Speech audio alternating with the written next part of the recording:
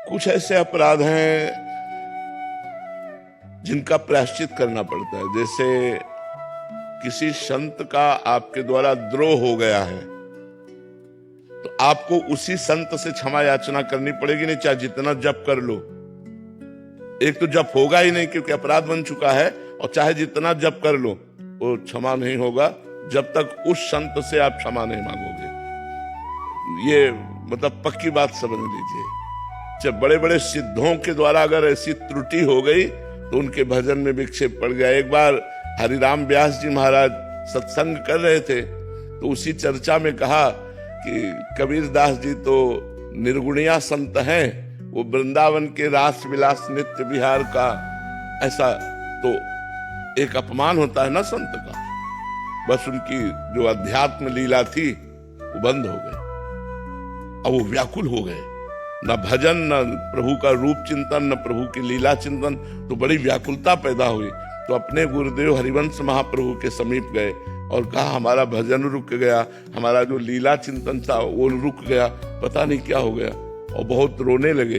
तो उन्होंने कहा किसी महापुरुष का अपराध बन गया।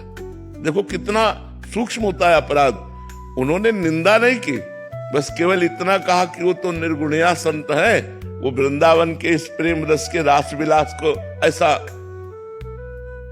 महाप्रभु ने कहा किसी महापुरुष का अपराध बन गया। तो उनका ऐसा तो हमने कभी, क्योंकि वो खुद भक्त वैष्णव की चरण वंदना करने वाले भक्त थे, वो कभी ऐसा, तब कहा प्रभु हमने ऐसा कबीरदास जी के प्रति बोला, क्या यह अपराध है? बोले इसी से रुक गया, यही अपराध है।